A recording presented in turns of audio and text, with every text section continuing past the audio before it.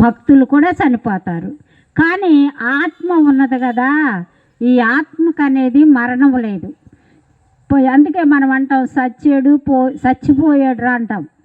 చచ్చింది ఎవరు, పోయింది ఎక్కడికి అనేది కొంచెం మనము నిదానించి ఆలకించాల్సిందిగా తెలియపరుస్తుందా. పోయింది ఆత్మ.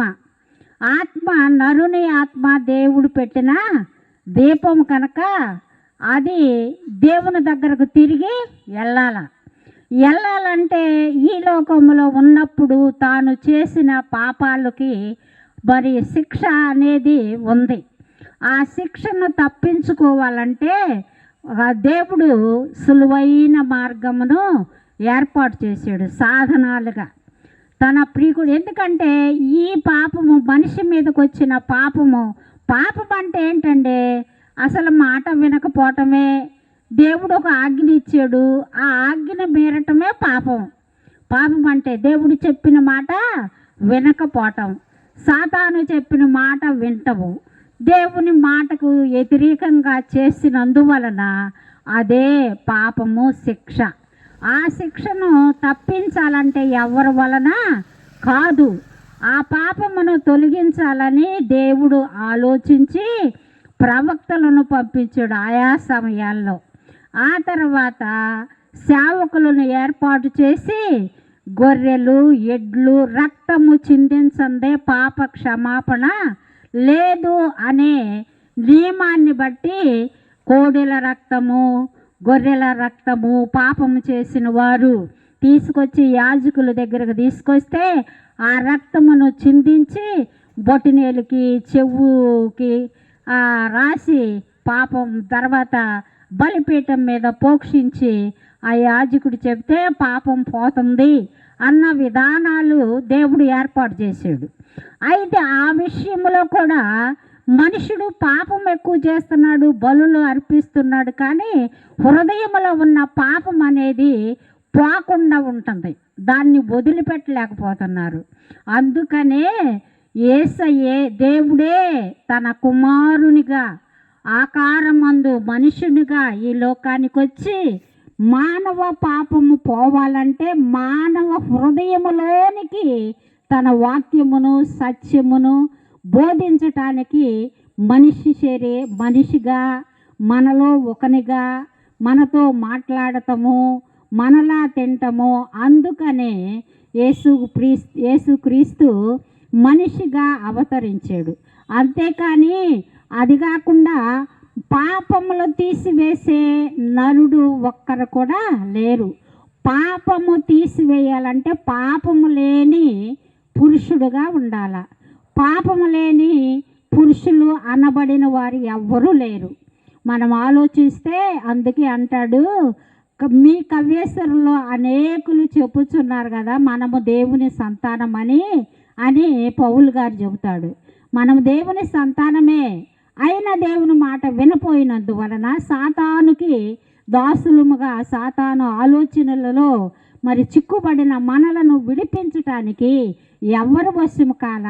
బలులు అర్పించిన, రక్తము చిందించిన వాటి వలన కూడా కాకపోయినందువలన, ఎందుకంటే పూర్వకాలంలోనైతే దేవుని నామానికి వందనాలు, ఆయనే ఆయా సమయంలో ప్రవక్తలను ఏర్పాటు చేసి పాపము చేసిన వారికి శిక్ష వెంటనే కలుగు చేశాడండి.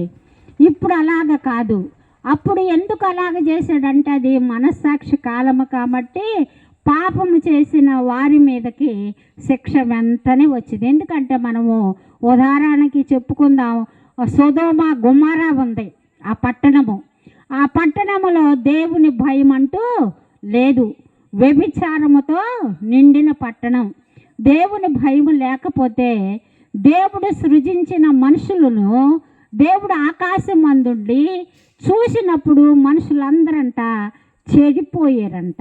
భూలోకమే చెడిపోయింది. మానవ హృదయములో పాపము పెనేసుకుపోయింది కనుక ఈ పాపమునకు శిక్ష ఏంటంటే అప్పుడు మరి ప్రవక్త అయిన అబ్రహాము అడిగాడు, అయ్యా ఆ పట్టణములో నీతిమంతుడు 50 మంది ఉంటే ఆ పట్టణాన్ని నాశనం చేస్తావా అని భక్తుడైన అబ్రహాము దేవుణ్ణి గోజాడాడు.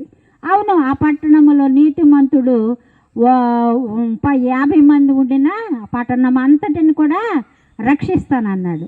ఆ మరలా అంతమంది కూడా లేరనుకొని మరలా తగ్గించి 40 మంది అని అలాగా చెప్పుకుంటూ వచ్చి 10 మంది దాకా నేను బూడిదిని అని తగ్గించుకుంటూ దేవుని సన్నిధిలో దేవుడు మాట్లాడుతున్నప్పుడు దేవుణ్ణి బతిమలాడాడు. అయినా కూడా ఆ పట్టణంలో పుట్టినవాడు ఒక్కరు కూడా లేరండి. దేవుని భయము కలిగి అందరూ పాపము చేసి దేవునికి కోపం పుట్టించారు. అసలు అలాగే చేసారా లేదా అని సొదొమ గొమొర్ర ఆ పట్టణపు పాపమంట దేవుని దగ్గరకు పోయిందంట. దేవుడే తన దూతలను పంపించి చూసినప్పుడు ఆ పట్టణంలో దేవుని నామానికి స్తోత్రం, ఒక్కరు కూడా నీతిమంతులు లేరు. లోతు అనే ఆయన ఉన్నాడు. ఆయన ఇంటికి ఇట్లాగే దేవదూతలు మాకులాగా 2 వచ్చారంట. 2 వస్తే ఆ లోతు గారు రండి మా ఇంటికి రండి అని వారిని తీసుకెళ్తే ఆ పట్టణంలో ఉన్నవారంట స్త్రీలు, పురుషులు, బాలురు, వృద్ధులు అందరూ కూడా ఆ లోతు ఇంటికి చుట్టుముట్టారంట. మీ ఇంటికి వచ్చిన యవనులు ఎవరున్నారో వారిని మాకు పంపించు అని వస్తే లోతు అయితే బతిమలాడాడంట.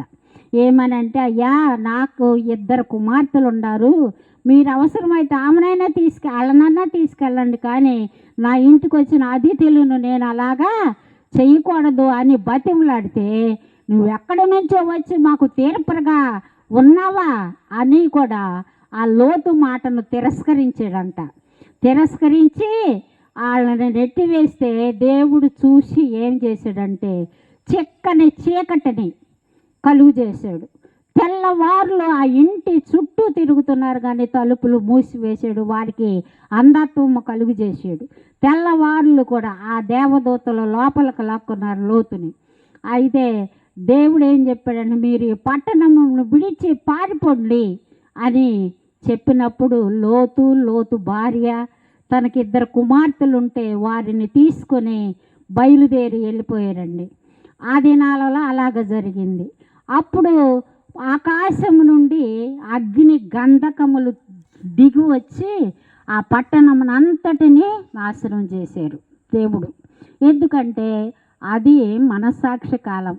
దేవుడు చూసి చెప్పినప్పుడు ఎవరి మనసుకు దేవునికి భయపడతారో వారిని ఆశీర్వదించాడు. అయితే ఈ దినాల అట్లా కాదండి, ఇది కృపాకాలము. ఎందుకంటే 2000 సంవత్సరముల క్రితముగా యేసుక్రీస్తుని ఈ లోకానికి కరుణాధారముగా నీపైన నాపైన జాలి తలంచి దేవుడు, ఎందుకంటే అగ్ని గంధకాల గురించి అందరూ చనిపోయారు కనుక ఇక ఎలాగా చేయకూడదు. ఆ పట్టణం నేటి వరకు కూడా ఆ సొదొమ గొమొర్ర ఆ స్థలములంట బూడిదిగా ఉండయండి. ఇంత మటుకు కూడా ఒక పచ్చని మొక్క కూడా మొలవల. ఎందుకంటే దేవుని శపించాడు కాబట్టి, దేవుడు చెప్పించాడు కాబట్టి. అలాగే ఆ పట్టణం అలాగ చేశానని. అయితే వాళ్ళందరూ కూడా దేవదూతలు చేతులు పట్టుకుని ఒకరి చెయ్యి ఒకరు పట్టుకుని ఆ సొదొమ గొమొర్ర పట్టణము విడిచి దాటిపోయి మధ్యలోకి కాస్త దూరం వెళ్ళినాక దేవుడి పట్టణాన్ని నాశనం చేస్తానన్నాడే అని. లోతు భార్య కదా, ఆడవాళ్ళకి కొంచెము ఆశలు ఎక్కువగా ఉంటాయి కదా. అయితే కాలుస్తానన్నాడు, ఆ పట్టణంలో ఆమె ఆస్తి ఏముందో అని వెనక్కి తిరిగి ఇట్ట చూస్తానికి ఇట్ట తిరిగిందండి. ఉప్పు స్తంభము అయిపోయింది. ఎందుకంటే దేవుని మాట వినలేదు కదా. మీరు వెనక్కి తిరిగి చూడొద్దు, నేను చెప్పిన స్థలానికి వెళ్ళిన దాకా అని దేవుడు చెప్తే ఆమె మధ్యలోకి వెళ్ళి వెనక్కి తిరిగి చూసి ఉప్పు స్తంభం అయిపోయింది. ఆ పట్టణం అలాగా నాశనం అయింది. అందుకనే అలాగా చేయకూడదని దేవుడే తన కుమారుడైన యేసుక్రీస్తు పేరుతో కన్య మరియకు పుట్టి పాపము లేని పరిశుద్ధుడుగా ఈ లోకములో జన్మించాడు. ఎందుకంటే ఈ దినాలలో మనము సేవించుచున్న దేవుళ్ళు అనబడిన వారందరి జీవితాలు ఆలోచించండి. యేసయ్య జీవితాన్ని ఆలోచించండి. నిన్ను నన్ను సృష్టించిన దేవుడే నీ పాపాలు నా పాపాలకి పరిహారము ఆయనే చెల్లించాడండి. ఎందుకంటే మన పాపములు తీసేసుకునే శక్తి మనకు లేదు. మనం ఏమిచ్చినా మన పాపము పరిహారము కాదు. అసత్యము ఆ సంగతి దేవుడే మన పక్షాన తాను వహించి యేసును పంపించి 2024 సంవత్సరాల క్రితము యేసు ప్రభువు ప్రథసంచారిగా ఈ లోకములో తిరిగాడండి. ఎందుకంటే ఆయన మానవుడుగా జన్మించాడు, కన్య గర్భమున పుట్టాడు, స్త్రీ పురుషులు కలయిక లేకుండా పరిశుద్ధుడుగా జన్మించాడు. ఆయన జీవితము కూడా 30 సంవత్సరములు ఈ లోకములో తిరిగాడు, కానీ 3.5 సంవత్సరములు సువార్త ప్రారంభం చేశాడు. ఎందుకంటే నన్ను దేవుడు పంపించాడు కనుక దేవుని కార్యములు భూమి మీద జరగాలని అనేకులను బాగు చేశాడు. కుంటివారికి కాళ్ళునిచ్చాడు, గుడ్డివారికి కళ్ళు ఇచ్చాడు, కుష్ఠరోగులు శుద్ధులయ్యారు. మరి అందరికీ కూడా పాపము చేసిన ప్రతి ఒక్కరికి పాపం వలనే రోగాలు, మనకి పాపం వల్లనే రోగాలు వస్తాయి. కాబట్టి ఆ రోగమును పోవాలంటే మరి 12 సంవత్సరముల నుండి రక్తస్రావ రోగముతో బాధపడుతుంది ఒక స్త్రీ. ఆమె ఎన్నో డబ్బులు పెట్టి ఖర్చు పెట్టి తిరగని హాస్పిటల్ అంటూ లేదు, అంతా హేయం చేసుకుంది. శరీరంలో కూడా శక్తి పోయింది. మరి కంపు కొడుతూ ఉంటుంది కనుక ప్రజలలో ధైర్యంగా తిరగటానికి కూడా ఆమె చాలా భయపడుతూ యేసు ప్రభు ఇలాగానే బజారుల్లో తిరుగుతూ ఉన్నప్పుడు అనేకులు ప్రభువును వెంబడించారు, గుంపులుగా వెంబడించారు. ఆ గుంపులుగా వెంబడించారు కాబట్టి ఇక ఆమె దగ్గర ఒంటిలో శక్తి పోయింది, చేతిలో ధనము కూడా లేదు కనుక ఒకటే ఆలోచించుకుంది, నేను వెళ్ళి యేసు ప్రభు చెంగు మాత్రం ముట్టితే నా రక్తధారలు కడతాయి, నాకు స్వస్థత వస్తుందని తన హృదయంలో తానే తీర్మానం చేసుకుని లెగిసి వచ్చి గుంపులుగా ఉన్న వారి వెనుక వచ్చి యేసు ప్రభు అంగీ ముట్టుకుందండి. అంగీ ముట్టుకున్న వెంటనే ఆమె రక్తధారలు కట్టినాయి. అయితే ప్రభువారు ఏం చేశాడంటే నిలిచి ఎవరో నన్ను ముట్టుకున్నారు అని అంటున్నాడు. వెంబడించిన శిష్యులు అంటున్నారు, అయ్యా గుంపులుగా నీ మీద పడుతున్నారు కదా, ప్రత్యేకంగా నన్ను అంటుకున్నారు అంటున్నావు ఏంటి అని అంటే, కాదు నాలో నుండి ప్రభావం పోయింది, నన్ను అంటుకున్నారంటే ఆ స్త్రీ మరుగై ఉండలేక నేనేనయ్యా నేను అంటుకున్నట్టు దానను నేనేనని ప్రభు దగ్గరికి వచ్చి చెప్పినప్పుడు ప్రభు అన్నాడు, అమ్మా నువ్వు ధైర్యంగా ఉండు, నీ విశ్వాసమే నిన్ను స్వస్థపరిచింది అని ప్రభు చెప్పాడు. దేవుని నామానికి స్తోత్రములు. ప్రభువు మన హృదయాలను ఎరుగున్నవాడు. మనం ఏంటి గురించి ఆలోచిస్తున్నామో, ఏమి తలంచుచున్నామో అన్నీ ఆయనకి తెలుసు. ఎందుకంటే ఆకాశము ఆయనది, ఈ భూమి ఆయన పాదపీఠము, ఆయన కనుదృష్టి లోకమంతా సంచారం చేస్తుంది. మనుషులందరినీ సృష్టించింది ఆయన కాబట్టి మనిషి హృదయంలో ఆలోచన పుట్టించేది కూడా ఆయన కాబట్టి ఆయనకు అన్నీ తెలుసు. మరి ఈ సమయంలో అట్టి కార్యము చేసిన యేసుక్రీస్తు అనేకులను బాగు చేశాడు. మరి 5 రొట్టెలు 2 చేపలు ఆశీర్వదించి, ఎందుకంటే ప్రభు కొండ మీద ప్రసంగం చేస్తూ ఉంటే 3 దినాలు అట్లాగే కూర్చున్నారు. వారి తిరిగి వెళ్ళేటప్పుడు సొమ్మసిల్లుతారని ఆహారముకి ఏమి ఉండి అని శిష్యులను అడిగితే ఏమి లేవు, ఇది అరణ్య మార్గము, వారికి ఎలా తెచ్చి పెడతామని వారు చెప్పారు. అయితే ఏమన్నాయి అని అంటే, ఒక చిన్న బాలుడు 5 రొట్టెలు 2 చేపలు తీసుకొచ్చి ఇచ్చినప్పుడు వాటిని యేసు ప్రభు వారి చేతిలో పెట్టినప్పుడు ఆయన వాటిని ఆశీర్వదించారండి. ఆశీర్వదించి కూర్చోబెడితే అక్కడ 5,000 మంది పురుషులే ఉన్నారు. స్త్రీలు పిల్లలు కాకుండానే పురుషులే 5,000 మంది కూర్చుంటే పంక్తులుగా వారందరికి వడ్డించగా ఇంకా 12 గంపలు మిగిలినాయండి. ఆయన దేవుని నామానికి వందనాలు. ఆయన అవసరాన్ని బట్టి ఆయన ఘనకార్యములు చేస్తారు. నీ అవసరాన్ని బట్టి, నీ హృదయములో ఉన్న వాంఛను బట్టి, నీ హృదయములో ఉన్న విశ్వాసాన్ని బట్టి నీకు క్రియ జరుగుతుంది. ఒకరోజు కొన్నాళ్ళు వచ్చి కొన్నాళ్ళు మానుకోకూడదు. భక్తి అన్నది యేసుక్రీస్తునందు విశ్వాసం ఉంచటం అన్నది మరణము వరకు కూడా ఏమని తీర్మానం చేసుకున్నామో ఆ తీర్మానమును విడిచిపెట్టకుండా జీవము కలిగిన యేసుక్రీస్తునందు విశ్వాసం ఉంచితే మన పాపములకు పరిహారం అండి. ఆయన పాపములను పరిహారం చేయటానికే ఆయన అమూల్యమైన రక్తమును కల్వరి సిలువలో నీ కొరకు నా కొరకు చిందించాడు. సర్వలోకములో ఉన్న మానవులందరి కొరకు ఆయన అమూల్యమైన రక్తమును కల్వరి సిలువలో కార్చాడు. ఇది సత్యము. అంతేకాదు మరణించి లోక పాపములు మోసుకొని పోవచ్చున్న దేవుని గొర్రె పిల్లగా ఆ గొర్రెలు ఎడ్లు రక్తము ఇక అవసరం లేదని ఆయనే పరిశుద్ధ రక్తమును సిలువ పైన కార్చాడండి. ఆయన మన మొయ్యలేని సిలువను భుజము మీద పెట్టుకుని తల మీద ముండ్ల కిరీటము పెట్టినప్పుడు కొరడాలతో కొట్టుచున్నప్పుడు ఏమంటున్నాడంటే దూరం నుండి కొంతమంది స్త్రీలు ఏడుస్తుంటే అంటున్నాడు, అమ్మలారా నా కొరకు మీరు ఏడవద్దు, మీ కొరకు మీ పిల్లల కొరకు ఏడవండి. మీ పాపముల కొరకు మీ పిల్లల పాపముల కొరకే నేను ఈ శిక్షను అనుభవిస్తున్నా. నేను రక్తమును కారుస్తున్నాను కనుక నా కొరకు కాదు మీ కొరకు మీ పిల్లల కొరకు ఏడవమని పలికాడు ప్రభువారు సిలువ మీద. అలాగే మన పాపములను పరిహారము కావాలంటే యేసు ప్రభు దగ్గరకు రావాలా. నీకోసమే నా కోసం ఆయన పొందిన దెబ్బలలో మనకు స్వస్థత, ఆయన కార్చిన రక్తములో మన పాపములకు క్షమాపణ.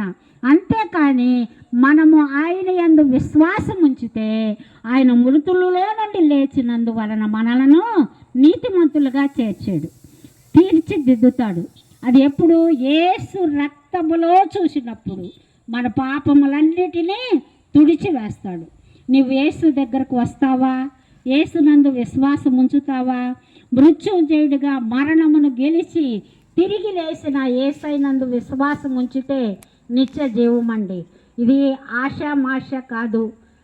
ఏదో కొన్ని రోజులు 7 వారాలు లేకపోతే ఇన్ని దినాలు 40 దినాలు అనుకోవటం కాదు.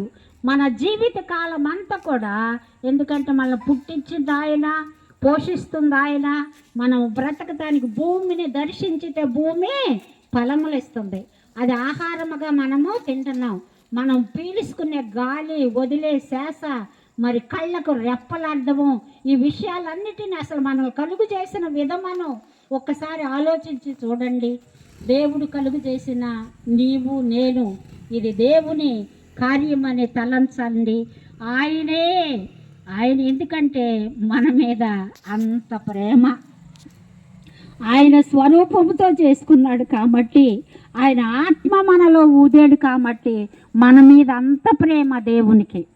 ఎట్టి పాపమైనా వచ్చి ప్రభువా నన్ను క్షమించయ్యా, నా పాపములకు శిక్ష నువ్వే భరించేవయ్యా, నన్ను క్షమించని వేదన పడుతూ దుఃఖముతో దేవుని దగ్గర పశ్చాత్తాప హృదయముతో వేడిసిన ఎడల ప్రభు నీ పాపములు క్షమిస్తాడు, సమస్త దుర్నీతి నుండి విడిపిస్తాడు, నువ్వు నీతిమంతురాలుగా తీరుస్తాడు. ఇక యేసు ప్రభుని సేవించాల, ఇంకెవరిని సేవించకూడదు. యేసయ్య ఏమంటాడంటే పరలోకం వెళ్ళాలా, మోక్షం వెళ్ళాలా అని ఆలోచిస్తే నువ్వేం ఇచ్చి వెళ్తావు? నీ తల ఎంటికలు ఇస్తావా నువ్వు? లేకపోతే నీకుండా అన్నీ ప్రభుకి నిలువుదోపుడు ఇస్తావా? అయినా ప్రయోజనం లేదు. ఏమి ఇచ్చినా కూడా మనం పరలోకానికి వెళ్ళలేము. పరలోకం వెళ్ళాలంటే, మోక్షానికి వెళ్ళాలంటే ఒకే ఒక మార్గం, అదే యేసయ్య సిలువలో ఆయన ప్రాణమును పెట్టి ఆయన రక్తమును శరీరం అంతటిని దున్ని ఒక మార్గంగా ఏర్పాటు చేశాడు. నేనే మార్గం. శిష్యులు కూడా అడిగారు, ప్రభువా నువ్వు వెళ్తానంటున్నావు, మరి మేము రావటానికి మాకు ఎలాగా ఆ త్రావ తెలిసిద్దంటే యేసయ్య చెప్పిన మాట ఏంటంటే, పరలోకం వెళ్ళాలంటే మీ హృదయాలను కలవరపడనీయద్దు, దేవుని యందు విశ్వాసం ఉంచుతున్నారు, నా యందు కూడా విశ్వాసం ఉంచండి. నేను వెళ్ళి స్థలము సిద్ధపరిచి మరలా వచ్చి నేనుండే స్థలములో మిమ్మల్ని తీసుకెళ్తానని అభయం ఇచ్చాడు శిష్యులకి. అది ఎట్లయ్యా ఆ మార్గం ఎలాగొస్తుందంటే యేసయ్య చెప్పిన మాట ఏంటంటే, నేనే మార్గం. పరలోకం వెళ్ళాలంటే, మోక్షంలో ఉండాలంటే, నిత్య జీవములో ఉండాలంటే యేసయ్యే మార్గం అండి. ఇక రెండో మార్గము లేదు. యేసు నామమందే స్వస్థత, యేసు నామమందే రక్షణ, యేసు నామములోనే మనకు మోక్షం. ఇక ఎంతగా మించి ఇక రెండోది ఏమీ లేదు. నువ్వేం ఆశలు పెట్టుకుని ఈ లోకములో శారీరకములకు ఉండగానే ఇక సమయం లేదు. ఎందుకంటే మన మరణం ఎప్పుడో తెలీదు, ప్రభు రాకడెప్పుడో తెలీదు. ఆయన చేయవలసిన కార్యము చేసాడు, మరణము పొందాడు, తిరిగి సజీవుడుగా లేచాడు, పరలోకములో మన కొరకు విజ్ఞాపనము చేస్తున్నాడు, నమ్మిన బిడ్డల కొరకు చేస్తున్నాడు. అందరం వాక్యం మందు విశ్వాసం ఉంచినట్లుగా చెయ్యమనే యేసయ్య చెప్పాడు. వస్తాడు, వచ్చి నమ్మిన వారిని తీసుకుని వెళ్తాడు. మరి నువ్వు ఎలాగుండావు? ప్రభు నీవు సంపూర్ణముగా నమ్మేవా? నమ్మితే విశ్వాసం ఉంచు, బాప్తీసము తీసుకో, సహవాసములో కలువు, దినదినము వాక్యము చదువు రాకపోతే చెప్పేవారి దగ్గర విని నీ జీవితాన్ని పరిశుద్ధముగా రక్తంతో కడుక్కుని నువ్వు జీవించితే మోక్షానికి తీసుకెళ్తాడు. ఆయన వచ్చేటప్పుడు కడబోర శబ్దము మోగిద్దంట. అప్పుడు భక్తులు ప్రభునందు నిద్రించిన వారు కూడా లెగుస్తారు. మనము కూడా ప్రభునందు ఉంటే రెప్పపాటులోనే మార్పు చెందుతాం. ఈ శరీరంతో వెళ్ళలేము, ఇది పాప శరీరము, ఈ మట్టి శరీరము, దీనితో మనం లెగవలేము. దేవుడు మహిమ శరీరాన్ని మనకిస్తాడు, మార్పు చెందుతాం, రెప్పపాటులోనే వెళ్ళిపోతాం. అట్టి కృప మనకందరికీ కలగాలని ఈ సువార్త ప్రకటిస్తున్నాం. లేకపోతే మేము మీ వీధికి కూటికి లేక రాలేదండి. దేవుని నామానికి స్తోత్రము. ప్రభు చెప్పిన మాటను బట్టి, ఎందుకంటే ఆయన ఏం చెప్పాడు, నువ్వు నమ్మావు కాబట్టి నువ్వు నమ్మిన సువార్త ఇతరులకు ప్రకటించమన్నాడు. కనుక యేసు క్రీస్తు మాటను బట్టి వీధిలో మీ ఇంటి ద్వారం దగ్గరకు వచ్చి ప్రభువును బట్టి ప్రకటిస్తున్నాం. కనుక ఇట్టి గొప్ప రక్షణ సువార్తను నిర్లక్ష్యము చేయకూడదండి. నిర్లక్ష్యం చేస్తే నీకే శిక్ష. ఎవరు నిర్లక్ష్యం చేస్తే వారికే శిక్ష, వారే నరకానికి పోతారు. ఎవరైతే వింటారో, మేల్కుంటారో, నమ్ముతారో, విశ్వసిస్తారో వారికి నిత్య జీవము. అంతేకాకుండా శరీరంలో ఉన్నామంటే నీ అవసరతలు కూడా తీరుస్తాడు ఆయన. దేవుని మహిమలో నుండి మన ప్రతి అవసరత తీర్చగలిగిన శక్తిమంతుడు దేవుడు. నీ హృదయ వాంఛను బట్టి అది జరుగుతుంది. నీ హృదయంలో ఎంత విశ్వాసం ఉందో సందేహింపకుండా యేసునందు విశ్వాసం ఉంచితే తప్పక కార్యాలు జరుగుతాయి. ఇది సత్యం. కనుక ఇట్టి సువార్తను ప్రతి ఒక్కరు కూడా అంగీకరించి రక్షణ మార్గంలో నడవాలని ప్రభు పేర తెలియజేస్తూ ఈ వాక్యాన్ని ఇంతటితో ముగిస్తున్నాం. ప్రార్థన చేసుకుని మనము వెళదాం.